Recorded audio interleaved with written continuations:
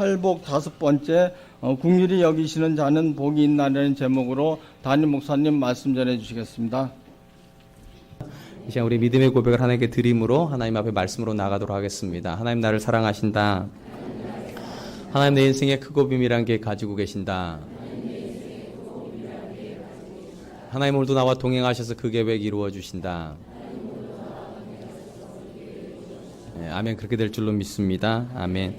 현대사회를 가장 잘 보여주는 단어 중에 하나는 경쟁이라는 단어가 아닐까 싶습니다. 물론 과거에 우리 조상들도 경쟁을 하였지만 그들이 했던 경쟁과 오늘 현대사회를 살아가는 우리가 하는 경쟁과는 비교가 되지 않을 정도입니다. 흔히 현대인들이 하는 경쟁을 일컬어서 무한 경쟁이라 그렇게 표현을 합니다.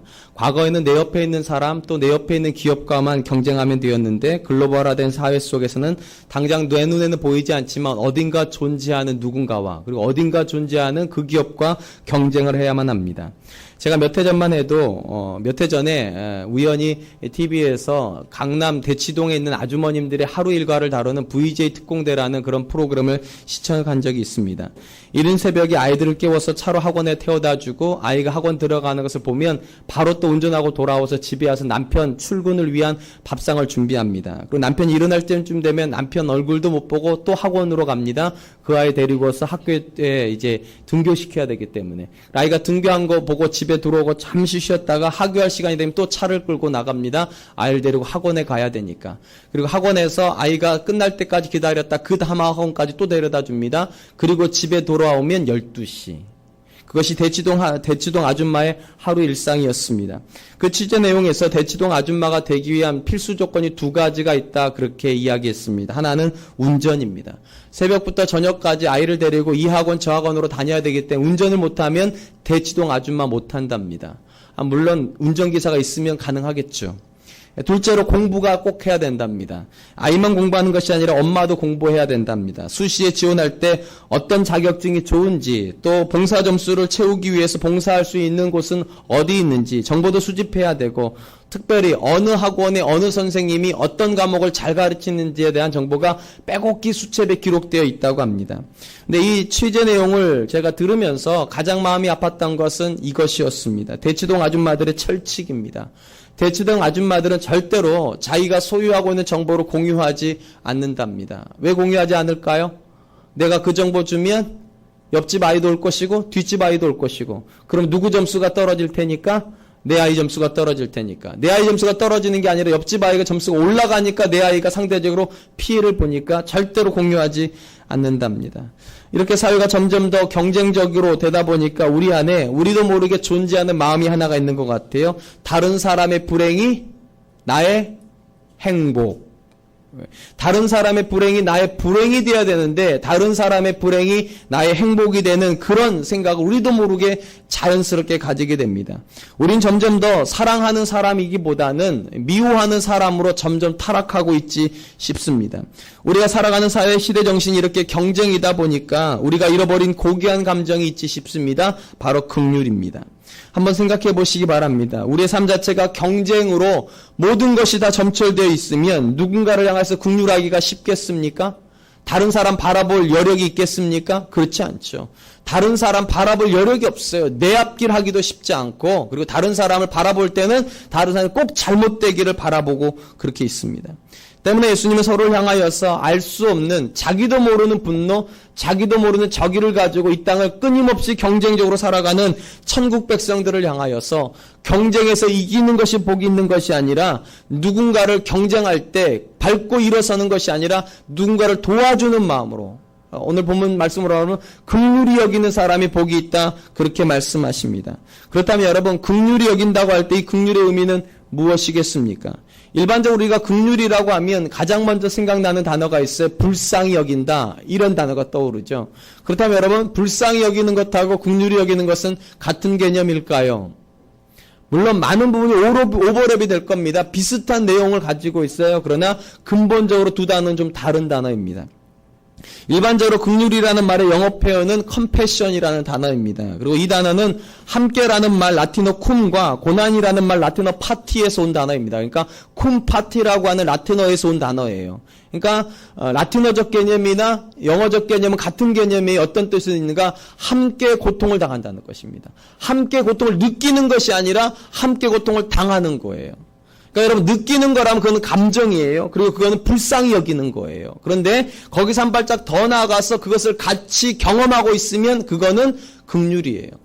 지난 주간에 저희 교회 설교하러 오신 목사님이 참 감동을 받으셨대요. 뭐에 감동을 받았느냐? 성가대예요. 성가대가 3개가 있다는 것에 깜짝 놀랐대요. 예, 교회가 4개월밖에 안 됐는데 성가대 3개 가지고 있는 건 기본이죠. 이런 일은 거의 없어요. 정말 거의 없는 일이에요. 성가대 하나 있어도 빠듯해요, 사실은. 근데 우리 교회는 3개나 있어요. 그리고 큰 것도 이렇게 연주도 해요. 첼로 연주도 해요. 깜짝 놀랐대요. 그리고 되게 잘한다고. 더 놀란 거, 저 남서른의 교회 같은 경우 사역자가 이렇게 다 사회를 보는데요. 다 장로님들이, 저한테 물어보더라고요. 다 장로님이냐고. 장로님 아니라고. 한 분만 장로님이시고 2분 안수 집사님이시고. 근데 그렇게 사회를 잘 본다고. 더 놀라운 거, 어떻게 그렇게 차곡차곡 왔다 갔다 잘하냐고, 이렇게. 누가 오라가라고 나왔는데 이렇게 순서대로 왔다 갔다 너무 잘한다는 거예요. 내려가면 올라가고. 너무 잘한다는 거예요. 왜냐하면 남서른의 교회는 사회자가 다 말을 하거든요. 누구 나오셔서 기도하겠습니다. 누구 나와서 뭐 하겠습니다. 우리 그런 거 안 하거든요. 근데도 정확하게 올라가고 정확히 내려가고 너무 잘한다는 거예요. 칭찬 많이 들었어요. 그리고 밥 한 끼 얻어먹었어요. 왜 얻어먹었냐면 사례비를 너무 많이 줬대요. 사실 너무 많이 준 거 아니에요. 근데 개척교회라고 생각하고 왔는데 많은 거예요. 그래서 저희 가족 밥 사줬어요. 얻어먹어도 괜찮죠? 네, 얻어먹어 괜찮았어요. 우리 교회가 이렇게 잘 되다 보니까 여러 가지로 정말 잘 되고 있어요. 4개월 여간에 정말 많은 것이 발전했어요. 이렇게 예배 인원도 많아졌고 성가대도 세워졌고 찬양팀도 있고 이거 누가 생각해 보아도 하나님의 절대적인 은혜예요. 근데 교회가 이렇게 잘 되다 보니까 우리도 모르는 사이 잊혀지고 있는 것들이 있어요. 우리 교회 재판 중이에요. 우리 중에 어려움 당하는 분들이 있어요. 우리가 잘 되다 보니까 그 사람들의 어려움에 대해서 우리가 점점 잊어버리고 있어요. 불쌍히 여기는 마음은 이럴 수 있어요. 참 안 됐다고 나가는 마음, 그 나쁜 마음은 아니겠죠. 안 됐다고 생각하니까. 근데 여러분, 불쌍히 여기는 것하고 긍휼은 다르다니까요. 불쌍은 마음까지라면 긍휼은 행동까지예요. 행동까지 가야 그게 긍휼이에요. 저는 우리 사랑과 은혜 교회가 긍휼이 풍성한 교회 되었으면 좋겠습니다. 그리고 여러분 이런 하나님의 이런 긍휼의 본체가 하나님이시라는 거 아십니까? 하나님께서 우리를 구원하실 때요. 그냥 불쌍히 여기서 구원하신 게 아니에요. 긍휼의 근거에서 구원하셨답니다. 성경에 보니까 이렇게 되어 있어요. 에베소서 2장 4절로 5절입니다. 긍휼이 풍성하신 하나님이 우리를 사랑하신 그 큰 사랑을 인하여 허물로 죽은 우리를 그리스도와 함께 살리셨고 너희는 은혜로 구원을 받은 것이라. 하나님은 본질적으로 죄를 미워하시는 분이십니다. 그렇기 때문에 엄밀히 말하면 죄 속에 있는 사람을 가까이 못하세요. 가까이 못하시기 때문에 하나님께서 얼마든지 이렇게 할 수 있어요. 야, 참 불쌍하다 그냥. 야, 어쩌면 저렇게 내가 만들어낸 애등손상을 버리고 떠나더니 참 불쌍하다. 그러실 수 있었어요. 근데 여러분 하나님 만약 그렇게 불쌍히만 여기셨다면 우리는 구원 못 받습니다. 근데 그분이 어떻게 하셨다고요? 긍휼히 여기셨답니다. 긍휼이요. 도무지 견디지를 못해가지고 이 불쌍한 마음이 견디지 못해가지고 손을 펼 수밖에 없으셨대요. 그 폄의 가장 구체적인 증거가 무엇입니까? 아들을 내어주신 거예요. 아들을 내어주셨어요. 그리고 하나님께서 그렇게 우리를 긍휼히 여기셔서 구원하셨습니다. 그리고 나서 우리에게 기대하신 행동이 하나 있답니다. 우리도 동일하게 긍휼하기를. 우리도 동일하게 긍휼하기를. 누가복음 6장 36절입니다. 너희 아버지의 자비로우심과 같이 너희도 자비로운 자가 되라. 우리 신약 성경에 나와 있는 이 헬라어적인 개념의 자비라는 단어는 엘레오스라는 단어입니다. 그리고 이 엘레오스라는 단어에서 긍휼이라는 단어가 나왔어요. 그러니까 두 단어는 같은 개념이에요. 그러니까 이 본문을 읽을 때 이렇게 읽어도 틀리잖아요. 너희 아버지가 긍휼하신 것 같이 너희도 긍휼한 자가 되라. 그러니까 하나님께서 오늘을 살고 있는 저와 여러분들에게 주시는 명령이 이것입니다. 하나님이 긍휼하신 분이시라면 그리고 그 긍휼의 근거에서 우리가 구원받은 사람이라면 우리도 마땅히 뭐한 사람이 되어야 된다고요? 긍휼한 사람이 되어야 된다. 그렇다면 여러분 우리가 긍휼한 사람이 된다는 것은 어떤 의미를 가지고 있을까요? 저는 하나님께서 우리에게 보여주신 이 긍휼의 근거에서 크게 3가지 관점을 좀 생각해 보려고 합니다. 먼저 기억해야 될 것은 하나님께서 우리에게 보여주신 긍휼은 구체적인 행동으로 드러났다는 것입니다. 하나님께서 그냥 감정적으로 우리를 불쌍히 여기셨다. 그럼 우리도 그냥 불쌍히 여기는 행동으로 끝내도 됩니다. 근데 하나님의 긍휼은 한 단계 더 갔습니다. 아들을 내어주셨어요. 하나밖에 없는 아들을 이 땅에 있는 죄인들을 위해서 내어주셨어요. 그래서 성경은 그것을 긍휼이라고 부르는 것입니다. 행동하는 긍휼이에요. 행동하는 긍휼. 마태복음에 보면 예수님께서 마지막 때에 있을 일을 비유로 말씀해 주시면서 양과 염소 비유를 줍니다. 마태복음 25장에 나와요. 그때 목자가 우리 안에 들어있었던 양과 염소를 분리해내는 것처럼 이 땅에 있는 사람들을 두 종류의 사람을 분리시킬 거랍니다. 그래서 오른쪽에 한 사람 한 부를 세우고 왼쪽에 한 부를 세우겠대요. 그리고 오른쪽에 있는 사람들을 향해서 하나님께서 이렇게 말씀하실 거랍니다. 그때 임금이 그 오른편에 있는 자들에게 이르시되 내 아버지께 복받을 자들이여 나와 창세로부터 너희를 위하여 예비된 나라를 상속받으라. 내가 줄일 때 너희가 먹을 것을 주었고 목마를 때 마시게 하였고 나그네 되었을 때 영접하였고 헐벗었을 때 옷을 입혔고 병들었을 때 돌보았고 옥에 갇혔을 때 와서 보았느니라. 그래서 이 말을 듣고 있었던 오른쪽 사람들이 깜짝 놀라요. 왜냐하면 자기들은 평생 살면서 예수님 만난 적 없거든요. 예수님 굶주린 거 본 적 없거든요. 예수님 목말라는 거 본 적 없거든요. 예수님 헐벗은 적 본 적 없거든요. 언제 우리가 그렇게 했냐고. 주님, 우리가 언제 그랬습니까? 그때 예수님께서 이렇게 말씀하세요. 마태복음 25장 40절. 임금이 대답하여 이르되 내가 진실로 너희에게 이르노니 너희가 여기 내 형제 중에 지극히 작은 자 하나에게 한 것이 곧 내게 한 것이라. 예수님께서 이렇게 말씀하지 않으셨어요. 배고픈 자를 불쌍히 여겼다. 그렇게 말하지 않으셨어요. 구체적인 행동을 했다. 그리고 가난한 자에게, 연약한 자에게 한 그 행동이 바로 내게 한 것이다. 그리고 오른편에 있는 자들에게 그 칭찬하시고 이번엔 왼쪽에 있는 자들에게 이렇게 말씀하십니다. 또 왼편에 있는 자들에게 이르시되 저주를 받을 자들아 나를 떠나 마귀와 그 사자들을 위하여 예비된 영원한 불에 들어가라. 내가 줄일 때 너희가 먹을 것을 주지 아니하였고 목마를 때 마시게 하지 아니하였고 나그네 되었을 때에 영접하지 아니하였고 헐벗었을 때 옷 입히지 아니하였고 병들었을 때와 옥에 갇혔을 때 돌보지 아니하였느니라. 이 말을 듣다 또 왼쪽에 있는 사람이 깜짝 놀랍니다. 왜냐하면 그들은 평생에 한번 예수님 만난 적 없거든요. 만약 예수님이 목마른 상태로 오셨으면 먹을 거 줬을 거거든요. 배고픈 상태로 오셨으면 먹을 거 주고 목마를 때 물 먹였을 텐데 그들은 예수님 만난 적 없어요. 그러니까 억울해요. 우리가 언제 안 그랬냐고. 우리가 언제 안 그랬냐고. 예수님께 똑같이 얘기하십니다. 이에 임금이 대답하여 이르되 내가 진실로 너희에게 이르노니 이 지극히 작은 자 하나에게 하지 아니한 것이 곧 내게 하지 아니한 것이라. 그러니까 하나님께서 마지막 때 오른쪽 왼쪽으로 나누는 것은 이 감정으로 나누는 게 아니에요. 배고픈 사람 불쌍히 여겼으면 오른쪽 아니라니까요. 목마른 사람 불쌍히 여겨서 오른쪽 아니라니까요. 그것이 행동이 돼가지고 배고픈 사람에게 먹을 걸 주고 목마른 사람에 마시게 하고 벗은 사람에게 입히고 감옥에 갇힌 사람을 찾아가는 그 행동까지 가는 것. 쉽게 말하면 긍휼까지 가는 것. 거기까지 가야 칭찬듣는다는 것입니다. 우리 중에 많은 사람들은요. 이 감정이 긍휼이 많은 사람이 있어요. 어려운 사람을 보면 긍휼히 여겨요. 정말 마음으로는요. 근데 문제는 이게 손까지 안 가요. 손발까지 안 가요. 하나님께서 그런 걸 긍휼이라고 부르지 않는다니까요. 그거는 그냥 불쌍히 여기는 거예요. 근데 하나님께서 우리에게 기대하시는 것은 불쌍한 감정 그 이상입니다. 그들을 향하여서 긍휼히 여기라. 내가 너희를 긍휼히 여기는 것처럼 너희도 너의 이웃을 긍휼히 여기는 그런 사람이 되라. 우리가 잘 아는 예화 중에 천국과 지옥 예화가 있습니다. 이 자리에 계신 분들 중에 많은 분들이 들어보셨는지 모르겠습니다. 어느 한 사람이 천사의 손을 이끌려서 천국도 지옥도 갔다 왔습니다. 먼저 가본 곳은 보니까 큰 상이 놓여 있고 큰 벌판이었습니다. 아주 좋아 보였습니다. 큰 상 위에는 먹음직한 과일들과 먹음직한 음식들이 놓여 있었어요. 스테이크도 있고 뭐 여러 가지가 있었겠죠. 이 사람 마음속에 생각했습니다. 여기가 천국인가 보다. 근데 이 사람의 생각이 조금 얼마 지나지 않아서 금방 바뀌었습니다. 이곳은 천국은 아닌 게 확실하구나.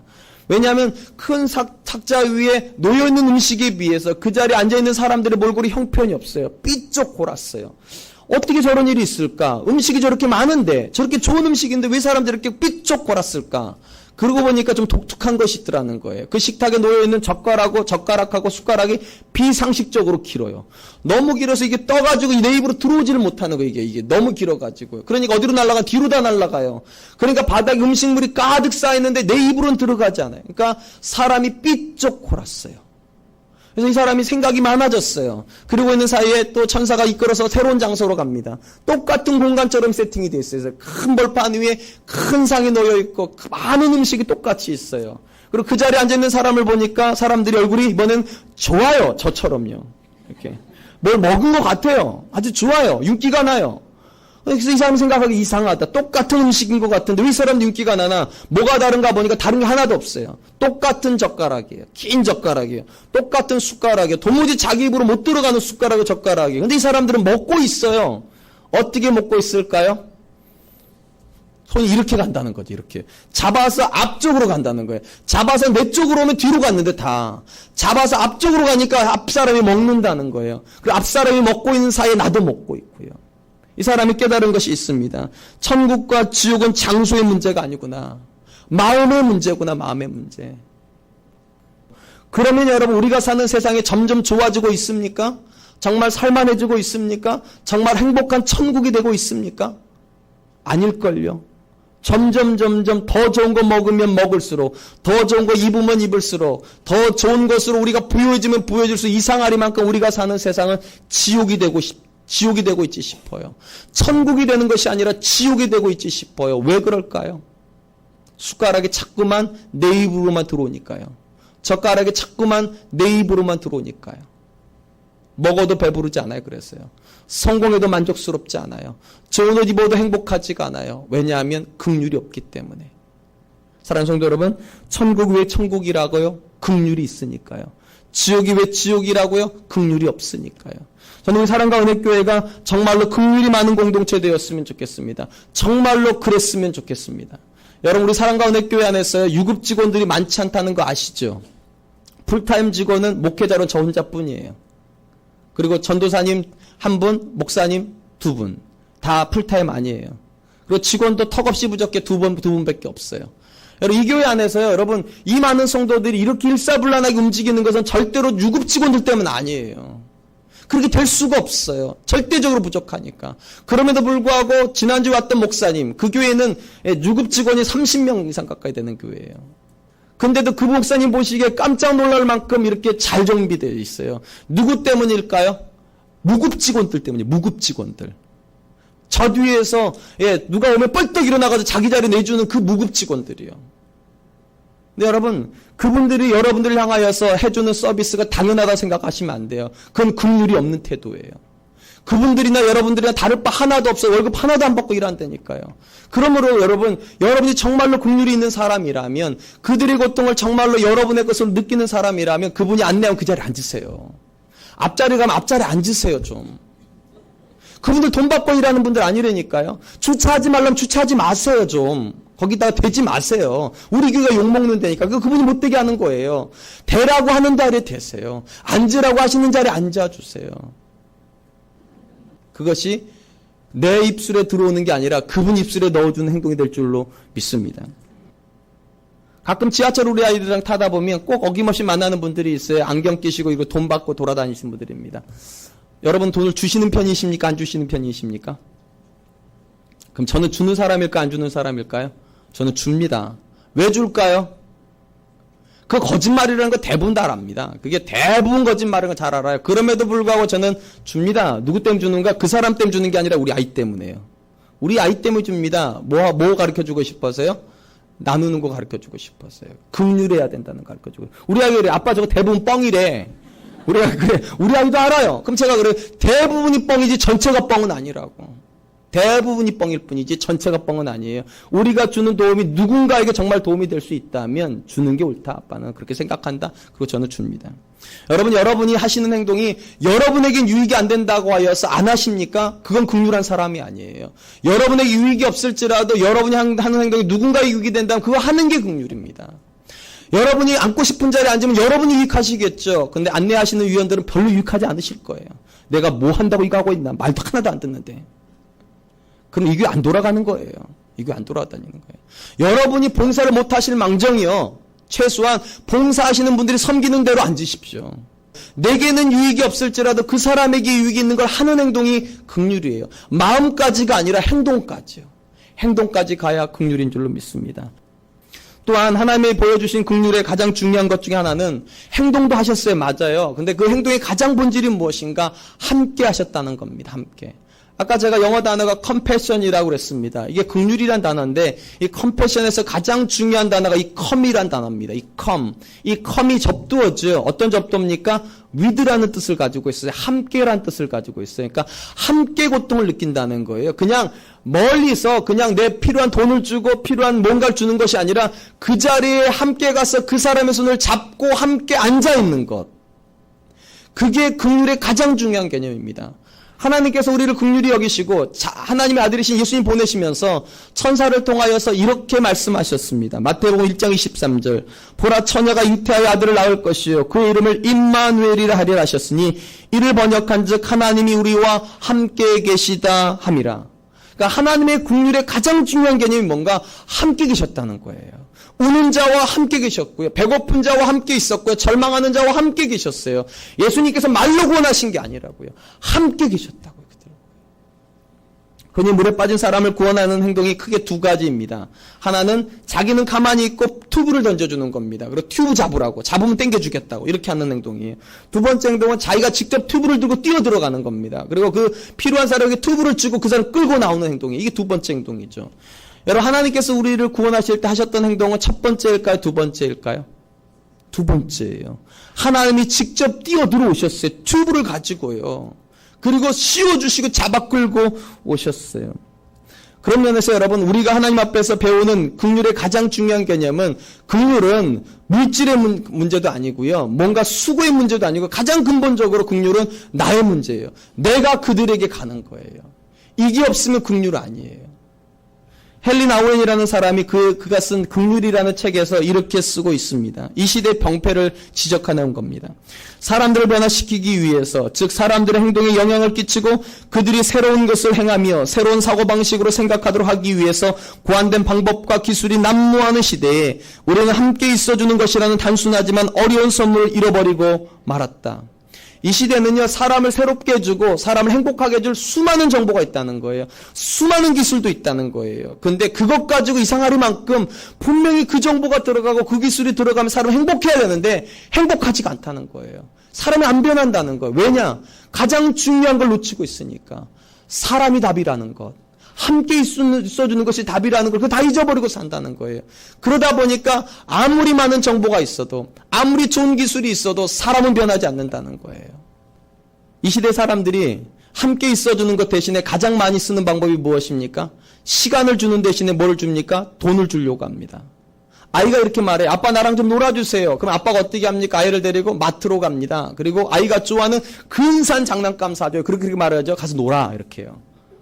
아버지는 아들은 아버지를 원하는데 아버지는 아이에게 장난감을 줍니다. 그리고 장난감이랑 놀으라고 그럽니다. 시간을 주는 것이 아니라 돈을 줘요. 그리고 이렇게 생각하죠. 난 좋은 아빠라고. 그게 이 시대입니다. 아내들이 이렇게 말하죠. 남편에게. 여보 젊을 때는 그렇게 나랑 밥 먹는 것도 좋아하고 데이트하는 것도 좋아하더니 여보 한 번만 밥 같이 먹자고. 한 번만 데이트 한 번 하자고. 그럼 남편들 어떻게 합니까? 지갑을 꺼내서 카드를 딱 꺼내주죠. 가서 좋은 옷 사 입으라고.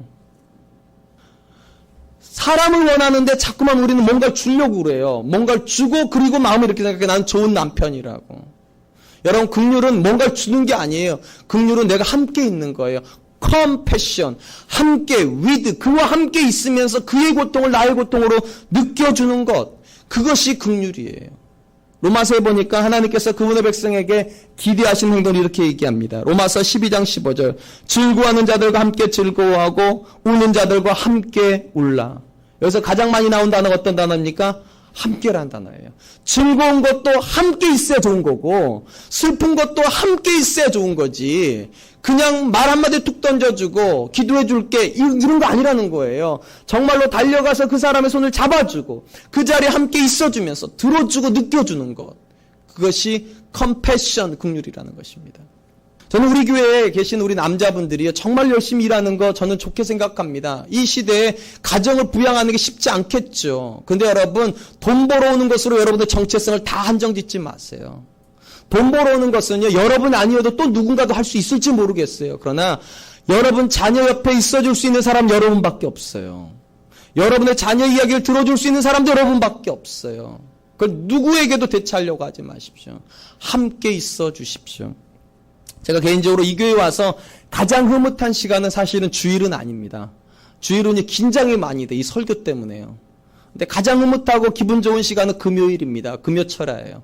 우리 금요철야가요, 좀 트렌드가 바뀌었어요. 요즘 조금 어른들이 숫자가 빠졌어요. 아마 좀 간 보시고 별로 아닌가 보다 싶지 않으시나 봐요. 어른 숫자 조금 줄었어요. 근데 상대적으로 그 숫자를 누가 채우고 있는가? 중고등부 애들이 채우고 있어요. 이게 놀라운 일이에요. 정말로 중고등부 애들이 많이 와요. 부모님이랑 같이 와요. 그리고 그 부모님이랑 같이 앉아가지고 같은 찬양 부르고 같은 말씀 듣고 같이 기도해요. 그 모습을 보는 제 마음이 너무 좋아요. 정말 너무너무 좋아요. 어른이 더 빠져도 상관없다 싶어요. 그만큼 청소년이 들어온다면. 제가 또 이렇게 제 아내가 그러더라고요. 여보 너무 어른들 갈시하지 말라고. 갈시하는 게 아니라니까요. 여러분 그 모습이 너무 아름답다니까요. 그 자녀 데리고 와서 함께 손잡고 기도하는 그 모습이요. 아빠가 그 자녀를 옆에 앉혀놓고 같이 찬양하는 그 모습이 너무 아름답더라니까요. 함께 하는 거잖아요. 여러분 한국교회는요. 어른들하고 애들하고 따로 예배 드리죠. 그죠? 함께 예배 안 드리죠. 이게 언제부터 그렇게 된지 저는 잘 모르겠어요. 근데 이게 꼭 건강하다 생각은 안 들어요. 부모와 자녀는 함께 있는 게 전 좋다 생각합니다. 근데 우리 사랑과 은혜교회에서 함께 할 수 있는 공간이 가장 좋은 게 금요일 날이에요. 할 수만 있으면 매번 나오라고 말씀드리는 게 아니에요. 여러분 자녀 한번 데리고 나오셔서 그 자녀를 위해서 한번 기도해 보지 않으시겠습니까? 그 자녀의 손을 잡으면서 정말 한번 축복해 보지 않겠습니까? 그러면서 나가면서 고맙다고 한마디 하시면 얼마나 좋을까요? 네가 이 자리에 나와줘서 너무 고맙다고. 엄마 아빠가 너무 고맙다고. 저는 우리 사랑과 은혜교회가 그런 공동체 되었으면 좋겠습니다. 함께하는 미덕을 좀 알았으면 좋겠어요. 그 자녀가 여러분 이 시대에 여러분의 청소년 시기보다 지금 그 자녀의 청소년이 훨씬 어렵습니다. 여러분이 느끼는 고통보다 그 자녀의 고통이 훨씬 큽니다. 여러분이 해줄 수 있는 게 그렇게 많지가 않아요. 정말로 큰 것 말씀드릴게요. 함께 계십시오. 그것이 성경이 말하는 긍휼입니다. 마지막으로 예수님이 말씀하시는 긍휼의 의미는 내가 행하는 긍휼 그것만으로 끝나지 않습니다. 내가 행하는 긍휼이 하나님께 받는 긍휼의 기초가 됩니다. 오늘 본 말씀을 자세히 보십시오. 이렇게 되어 있어요.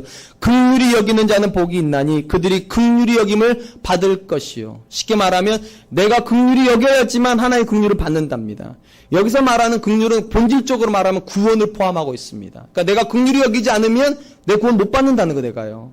이걸 조금 더 노골적으로 말하면 구원받고 싶으면 긍휼을 베풀어야 된답니다. 이게 과연 가능한 말인가?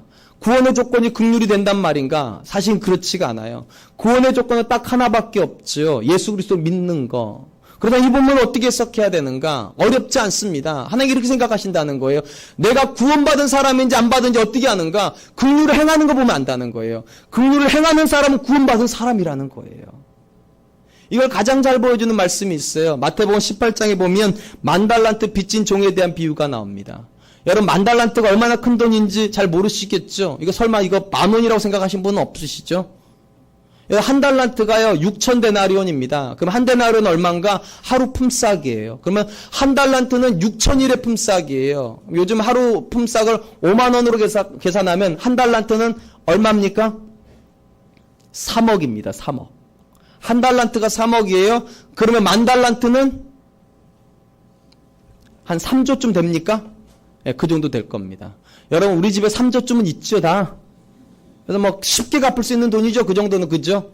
못 갚는 돈이에요. 도무지 못 갚는 돈이에요. 그러니까 이 사람이 못 갚아요. 그러니까 왕이 어떻게 합니까? 데려다가 감옥에 떠오려고 그래요. 이 사람 신신당부해요. 애원해요. 반드시 갚겠다고. 반드시 갚겠다고. 왕이 알아야 못 갚는다는 거. 근데 너무 불쌍해요. 그러니까 어떻게 합니까? 탕감시켜줘요. 이 사람의 발걸음이 껑충껑충 뛰죠. 못 갚을 빚을 탕감받았으니까 집으로 달려갑니다. 가는 길에 누구 만납니까? 100데나리온. 자기한테 100데나리온 빚진 사람 만났어요. 여러분 100데나리온이면 얼마죠? 50,000원씩 곱하기 100 하면 5,000만 원입니다. 5,000만 원 만났어요. 뛸 듯이 기쁘니까 안고서 막 기뻐했죠. 아니죠. 목을 탁 잡아버렸죠. 뭐 하라고요? 갚으라고요. 갚으라고. 못 갚으니까 어떻게 합니까? 감옥에 쳐넣어버렸습니다. 여기까지는 괜찮았어요. 근데 이 사람이 집에 채 가기도 전에 어떤 일이 벌어졌습니까? 이 사람에게 빚을 탕감해줬던 그 왕이 그 소식을 들었습니다. 어떻게 합니까? 그 사람 다시 잡아옵니다. 감옥에 쳐넣습니다. 그리고 이렇게 얘기합니다. 마태복음 18장 33절 35절 내가 불쌍히 여긴 것 같이 너도 내 동료를 불쌍히 여김이 마땅하지 아니하냐고 주인이 노하여 그 빚을 다 갚도록 그를 옥졸에게 넘기느니라. 너희가 각각 마음으로부터 형제를 용서하지 아니하면 나의 하늘 아버지께서도 너희에게 이와 같이 하시리라. 무슨 말인가? 우리가 하나님으로부터 감당할 수 없는 은혜로 구원을 받은 사람이라는 게 정말로 우리가 믿는 사람이라면, 그렇게 구원받은 사람이라면 당연히 이 구원이 어떻게 흘러가야 돼? 이렇게 흘러가야 된다는 거예요. 긍휼로 흘러가야 된다는 거예요. 그리고 이게 안 된다는 말은 뭐가 안 된다는 말입니까? 이게 없었다는 거라는 거예요. 있었어도 인정 안 한다는 거예요. 그러니까 그 말은 그 사람 구원 못 받았다는 얘기라는 거예요. 사랑하는 성도 여러분, 왜 우리가 긍휼을 행해야 됩니까? 이거는 선택사항이 아니에요. 필수사항이에요. 그것도 의무로 하는 것이 아니라 자연스럽게. 내가 정말로 하나님의 큰 은혜를 받은 사람이라면, 그 은혜가 이 안에 감동으로 있는 사람이라면 어려움 당하는 사람을 향해서 자연히 마음 움직여야 된다는 거예요. 자연히 손이 움직여야 된다. 그건 당연한 거라는 거예요. 저는 우리 사랑과 은혜교회가 그런 공동체 되었으면 좋겠습니다. 노력해가지고 긍휼 베푸는 게 아니라 정말로 그 은혜가 나를 감동하여, 그 은혜가 나를 주장하여 긍휼을 베푸는 그런 공동체 되었으면 좋겠습니다. 이제 말씀을 맺겠습니다. 우리는 남의 아픔이 내 기쁨이 되는 시대를 살고 있습니다. 한마디로 말하면 긍휼이 없는 시대입니다. 그리고 이 긍휼이 없는 시대를 향하여서 하나님께서 이렇게 말씀하세요. 긍휼히 여기는 자는 복이 있다. 그러니까 이 시대를 향하여서 하나님께서 썩어가는 걸 그냥 내버려 두지 말라는 거예요. 비정해지고 비참해지는 세상 그냥 내버려 두지 말고 너희가 긍휼의 손길을 내밀으라는 거예요. 그리고 그들을 품어주라고, 연약한 사람을 품어주라고, 아픈 사람을 감싸주라고, 그런 사람에게 복이 있다고. 여러분, 어떻게 하는 것이 긍휼입니까? 마음만입니까? 아니요, 행동까지요. 불쌍히 여기는 이 마음이 행동으로까지 옮겨져야 돼요. 반드시 사인하고 가세요. 또한 행동만 가는 것은 의미가 없어요. 그 사람과 함께 있어야 돼요. 그냥 도와주고 행오는 그게 아니라 그 사람 옆에서 그 사람을 지켜주는 것, 그 사람과 함께 있어주는 것, 그것까지입니다. 그리고 내 것으로 하는 것처럼 하는 게 아니에요. 내가 하나님 앞에 은혜 받았으니까 그 은혜로 내가 섬긴다는 그 마음으로 해야지, 마치 내 것으로 하는 것처럼 생색내는 거 긍휼 아니에요. 저는 우리 사랑과 은혜교회 안에 행동이 있는 긍휼, 함께 있어주는 긍휼, 내 것이 아닌 하나님 것을 준다라고 하는 그 마음이 있는 긍휼, 이 긍휼이 풍성하기를 주님의 이름으로 축원드리겠습니다. 기도하겠습니다. 사랑의 아버지 하나님 감사합니다. 우리를 불쌍히 여겨주시되 불쌍히 여기시는 감정으로 끝내지 않으시고 사랑하는 아들을 내어주시기까지 행동하심으로 우리를 긍휼히 여기신 그 하나님의 본을 따라 하나님 우리도 손을 펴는 사람 되게 하여 주시옵소서. 내 주변에는 연약하고 불쌍한 이들을 향하여서 마음으로만 불쌍히 여기는 것이 아니라 행동함으로 긍휼히 여기는 사람들 될 수 있도록 하나님 은혜 베풀어 주시옵소서. 하나님 또한 바라고 원합니다. 우리가 하나님 내 지갑을 여는 것으로만 끝나지 말게 하여 주시고 내 삶을 그들과 함께하는 사람들 될 수 있도록 도와주시고 나의 것을 주는 것이 아니라 하나님께로부터 받은 그것을 주는 그런 긍휼한 사람들 될 수 있도록 도와주시옵소서. 우리 교회 안에 하나님 여전히 어려움 중에 있는 이들이 있습니다. 재판의 문제를 가지고 신음하는 이들이 있습니다. 마땅히 우리가 당해야 될 고난인데 그들이 대신 당하고 있음을 기억하여 그들과 함께 아파하게 하여 주시고 그들과 함께 기도하게 하여 주시고 그들과 함께 기뻐할 수 있도록 주님 은혜 베풀어 주시옵소서. 긍휼이 풍성한 공동체, 긍휼이 풍성한 가정이 되도록 주님 우리와 동행하여 주시옵소서. 감사드리며 예수님의 이름으로 기도하였습니다. 아멘.